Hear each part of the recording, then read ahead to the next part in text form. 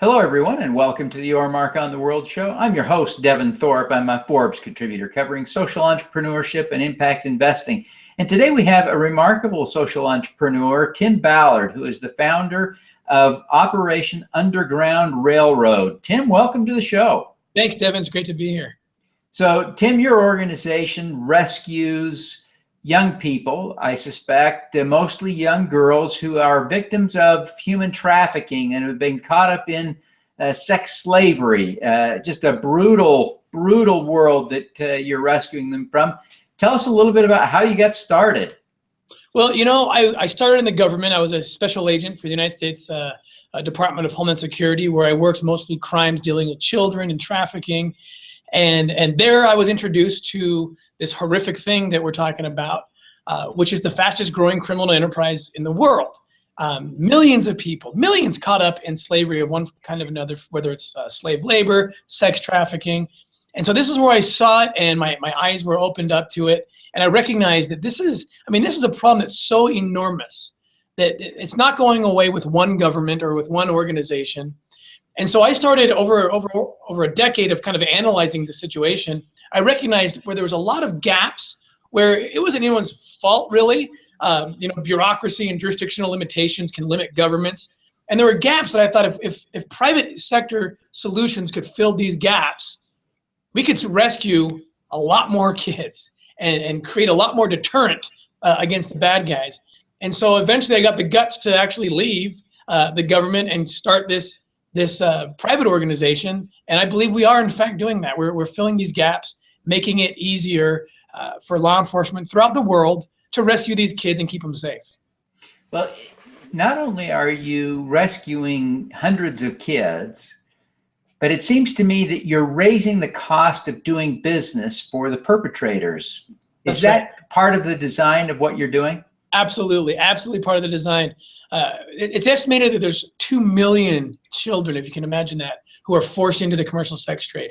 So again, no one government, no one organization, certainly not our organization, can go in and pull every single one of those kids out. However, what we can do, for example, I was in Colombia. We finished a series of 4 operations. We saved over 120, 50 kids.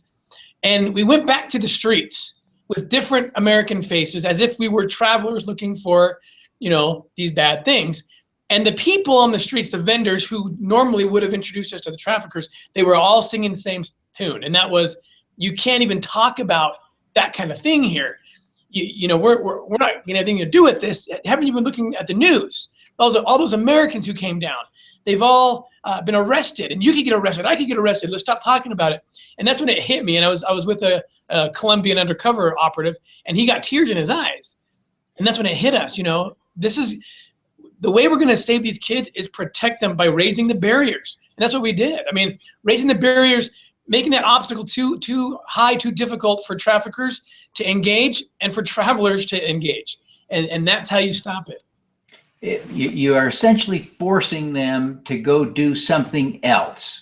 Yes. Illicit or illicit, they have to go do something else when you raise the cost of doing business for this. So it's a brilliant strategy. Tell us the story, if you would, of one of your rescues from kind of start to finish, from the design and the strategy all the way through execution and getting the kids out of there. Okay, so there was a case we were working out on a little island in the Caribbean, outside off the coast of Cartagena. And the reason we went to that island was because the prosecutors in that country asked us if we would please go check things out on this island. It's a resort town.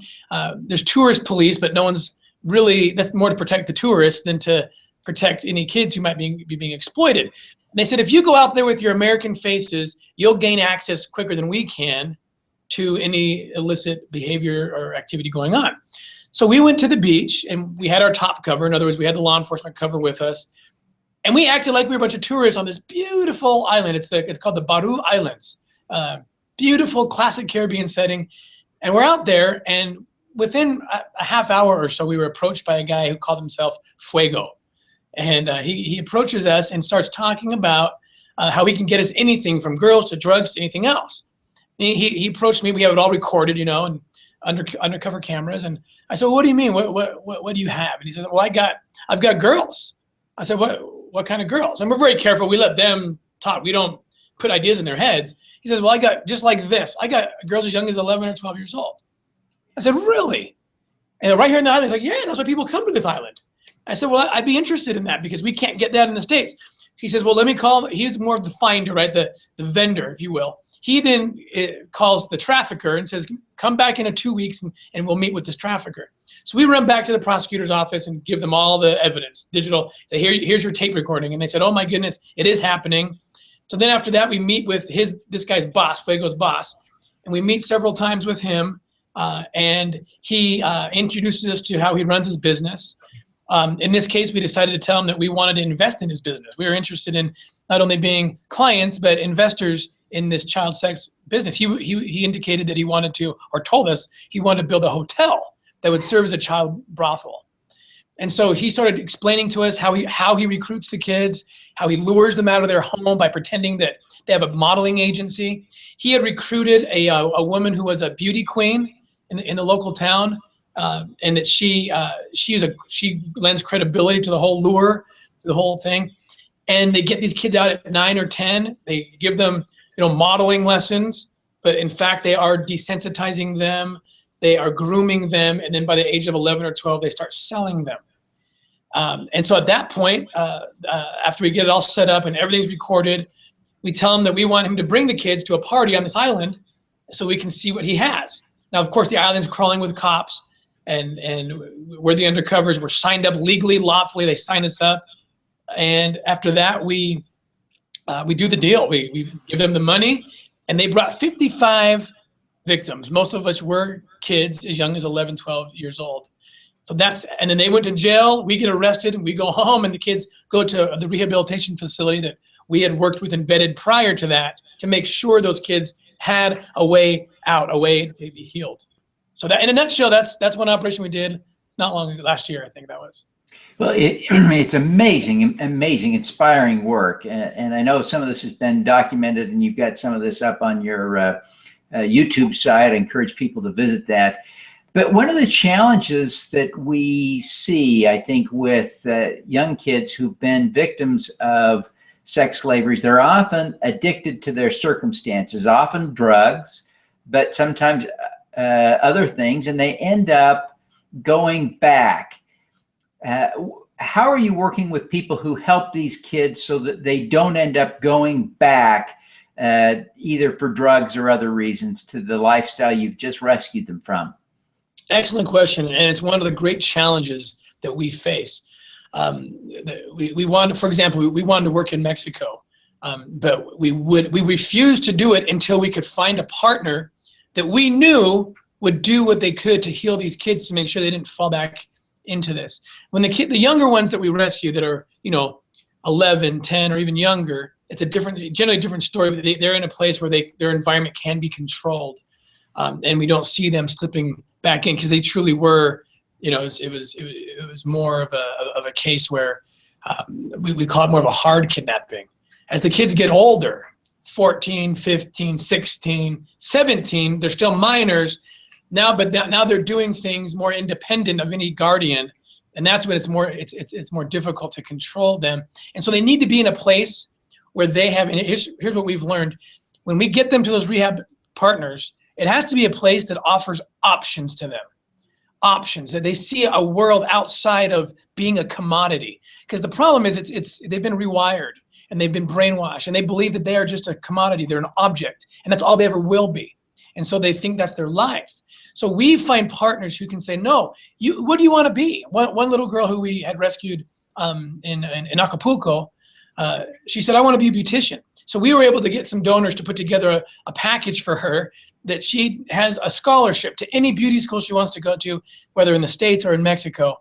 So we spent a whole year finding those right partners who could offer these opportunities, and we stay with them.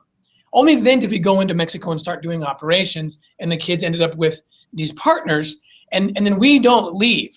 So we keep coming back, and we keep asking, how can we help? How's this little girl doing?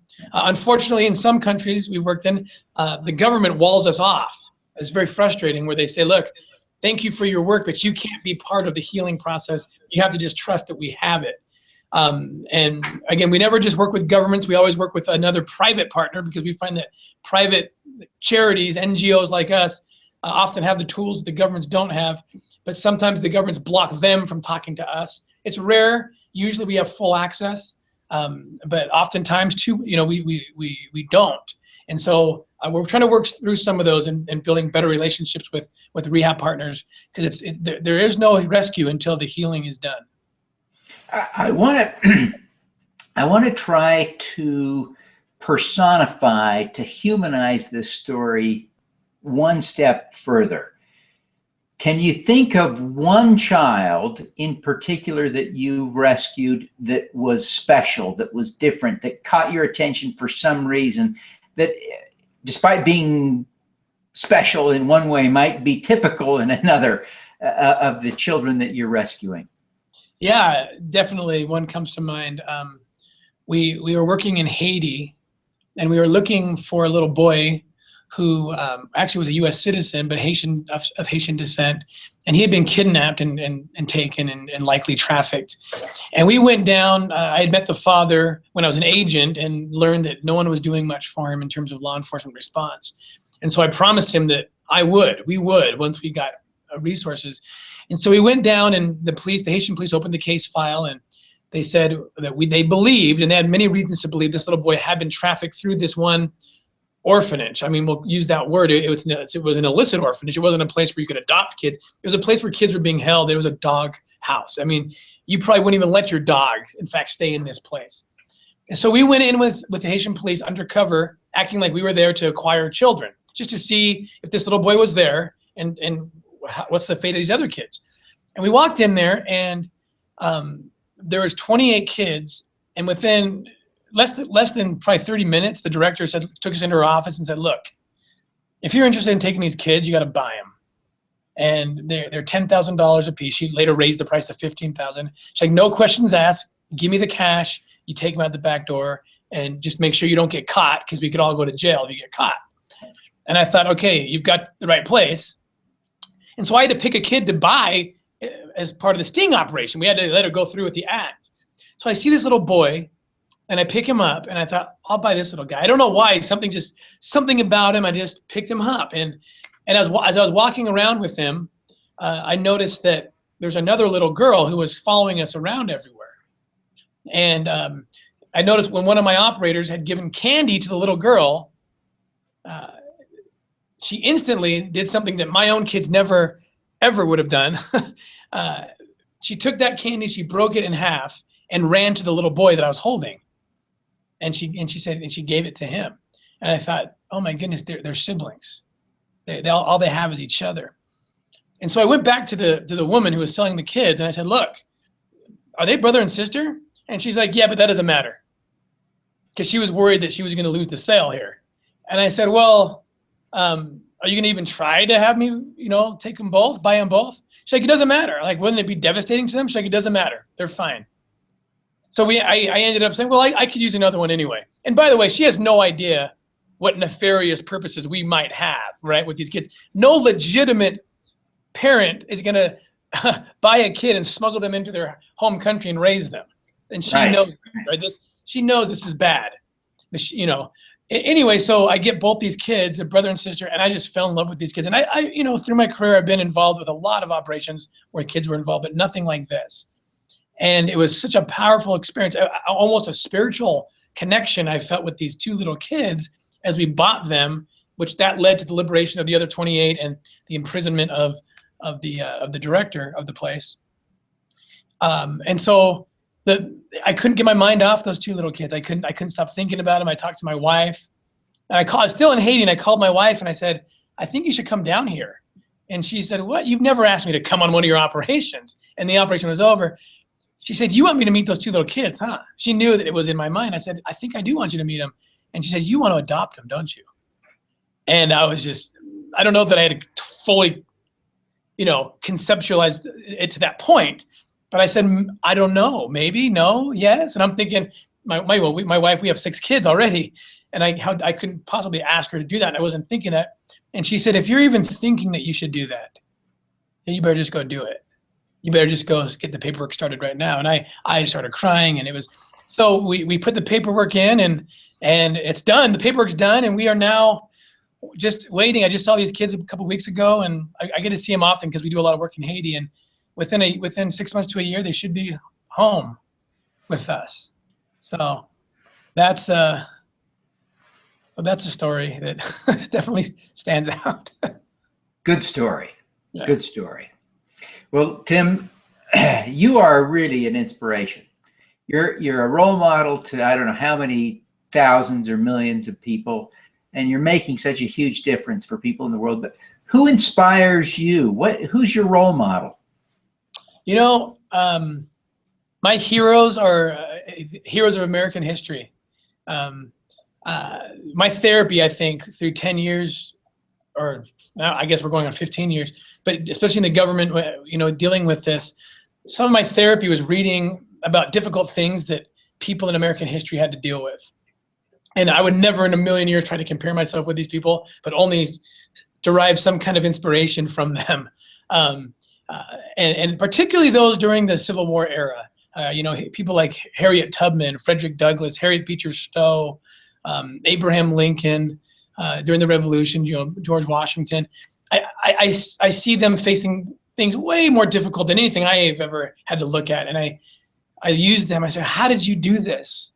You know, how did you conquer this evil that you were fighting? And because that's what, you know, we're conquering evil. And so they serve as inspiration to me. My team, you know, my team, they're the heroes. I mean, I got a team in the field right now as we speak in a very dangerous part of the world. And I'm filling different roles. Like I get to talk to good people like you now, and my undercover days are kind of almost over, if not completely over. Those are the heroes, my team who's out there. You know, I find a lot of inspiration from them. You know, I got a guy, for example, that left the CIA. He was just a couple of years from retiring with a pension, and he had to kiss that pension goodbye to come work for us because he felt it was the right thing to do. He knew he could help kids. I get a lot of inspiration from team members like that. Oh, sure. I can imagine. You know, people like you who are putting their lives on the line, their safety at risk to help other people. It is inspiring, and I'm grateful for your example, your story. Now, Tim, I want you to go back and think about what drew you to this in the beginning. Your career with this Homeland Security and the CIA kind of brought you into this, but clearly you had to have had an interest in this. What has brought you to this? Yeah, great Why question. do you care? Great question. When I first entered government employment, the last thing I wanted to do was anything to do with child crimes, child trafficking. In fact, my wife and I made a pact together when I was at the academy that the one crime I would not get involved in investigating would be child crimes, because it's so dark and what people do to children, and I didn't want to know. I don't want to see it. And so I understand today when I meet people say, Tim, I can't talk about it, because I didn't want to talk about it. I get it. But I was asked to do it. And I said, I can't. I went back to my wife and I said, look, you won't believe they asked me to do this. She says, well, you can't. And I said, I know, I'm not going to do it. And she said, you can't do it because we have kids, and how might that affect, you know, our family? By the morning, my wife said to me, she came to me and I was preparing the speech about how I was going to tell my boss, who had called me to do this. I was scared of him, he was an intimidating character. And she said to me before I left, she's like, I've changed my mind. She said, for the very reason I thought we couldn't do it, that's the very reason you need to do this. Because we have kids. We know what innocence is supposed to be, what a child's life is supposed to be. And so I said, okay. So I went in, I said yes, scared to death. I wasn't converted yet. I was just willing to try it out. And until the first case that I worked that involved an actual child, I did a lot of cases dealing with child pornography. But this child pornography case that I was working particularly, it led to the finding of that child. He was found being smuggled, trafficked from Mexico back to the United States by a man named Earl Buchanan, who's now in jail. And you can Google this story. And this little boy was identified by a Customs and Border Protection officer who said he didn't know why, but something just felt wrong. And he sent that van coming from Mexico to the United States into the secondary inspection lot.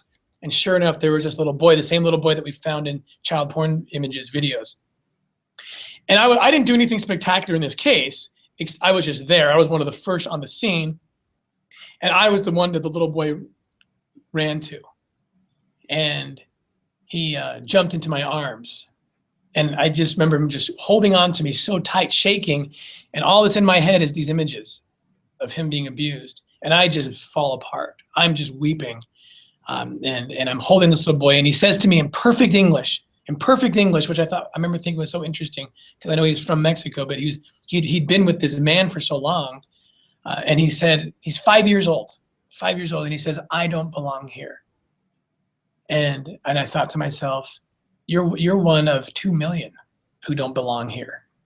And that to me was a pivotal moment where I kind of made a promise to him and to myself and to God and to these other children that, I don't know what I can do. I'm a very weak individual. I'm very small on this planet. I don't know what I can do, but I will do whatever I can for as long as I need to help kids get out of this. And from that point on, it wasn't any easier. It was very difficult. It was lots of tears, lots of internal struggles, but that was my conversion, and I've never forgot that story. The little boy gave me a necklace at the end of this case. It was like a cheap little dog tag that had a scripture on it that his sister, who was also being trafficked, who we were able to pull out of the situation, he gave me the necklace. His sister later described this necklace as their prayer, as it was their hope, and it said "man of God," and it was indicating that this little boy needs to be a man of God, and God will rescue him. And when he gave it to me, it was almost, I don't know exactly why, but to me it meant this prayer is now mine. They're liberated. And then I was showing my kids the necklace, and one of my kids said, "Oh, cool, Dad." The little boy, I have a little kid about the same age as of this little boy, this 5-year-old, and he said, "Dad, he put your name in the necklace." Before he gave it to her, I said, "No, he didn't. What are you talking about?" He said, "Yeah, your name. I see your name in the necklace." So I grabbed the necklace and I look at it, and sure enough, the scripture reference that was engraved into the necklace was from the book of Timothy. And call it luck, chance, whatever. To me, it meant something. And I hung that thing up and I said, this will represent that promise that I made. And this is what I'll do for the rest of my life. It's, you got to stop telling such emotional stories, Tim. You're making a mess of me. But, Tim, everyone who's watching this wants to do more good, like you. They want to have more impact and do more good. I wonder if you would share what we call an impact hack, something that would enable us to do more good, to follow your lead. Great question. When people come to us and they say, what can I do? What can I do? And of course, the easy and boring answer is, well, we need resources to keep us going, even if it's just small amounts here and there. And so that's always the answer. But there's a more interesting answer. And there's a documentary out on us that was produced by Jerry Moll, and the film comes out in March. It's called The Abolitionists. And how that began was I was talking to these guys on a different project. We were working on something. They didn't even know what I did for a living. It was about American history, and they're the producer of this movie. Jerry Moll he's the Oscar winner of Schindler's List and Jurassic Park. So here's a guy who's been around for a while. And a couple of his directors and producers were talking to me, and they said, you know what? I don't have the skill set to go in and rescue kids, but I can make movies. So my next movie will be something that leads to more kids being rescued. And sure enough, by a series of miracles, really, a couple of years later, they have this movie that they got the funding for, and they figured out, they filmed it, and it's going to go out, and they're going to rescue kids because of that. I had someone else come to me recently, a guy named Hugh Vale, who about 6 months ago or so, he saw the movie and he heard the producers after the movie say this. They told the audience, look, figure out what it is you can do and do it. you know, and he was in the food industry, the food distribution industry. And so he came to us with this idea of, it's called Milk That Matters. And what he does is he sells hot chocolate all over to anyone who takes it, which is hospitals, ski resorts, hotels, you know, everybody, right? And he says, I am going to give, now this is bold. He says, I'm starting this business. I'm giving 50%, that's 50%, 50% to OUR, all profits, 50% of all profits. And that's what's going to happen. And what happened after that was where he couldn't get an audience to but sell hot chocolate, because hot chocolate's hot chocolate. Why should I listen to you? When he tells them that, he's gotten into every major hospital, ski resort, grocery store, because they say, I'm buying it anyway. If I'm buying it and half it's going to go to save kids, and here's a sustainable model. And so I would ask people, find out what it is that you can do. Harriet Beecher Stowe, one of my heroes, right? She had that question. She sees slavery. Well, what can I do? What can I do? And her sister says, well, you can write. And she tells this story where she's sitting and she's reading this letter from her sister, says, write something. And she says that she stood up in her chair and made a fist around that letter and threw it down and said, I'll write something, I will if I live. And she wrote Uncle Tom's Cabin and shined a light on slavery like nothing had. And people rose up and said, this is enough is enough. I can't believe we're living in this. And it's her son. So her son reported later that when she met Abraham Lincoln for the first time during the war, that he bent down and shook her hand and said, so you're the little lady who started this war. So, you know, it's good to meet you, you know. And so everybody finds the thing they can do, and they figure it out and do it. So that would be my challenge and invitation. That's the best impact hack we've had. Thank you. Thank you. Tim, it's been a pleasure to visit with you. I wonder, before you go, if you'd tell people how they can learn more about OUR and how they can help. I'd invite anyone to come to our website at ourrescue.org. And there you can learn about everything about us. There are a lot of news and media, video, how we operate, what we do. And then they can learn more about what they can do to directly get involved and help us out. So. Fantastic. Well, Tim, thank you very much for taking the time to be with us today. We wish you every success in your effort to save these poor kids. Thanks so much, Devin. Appreciate it. All righty. Let's do some good. Thank you.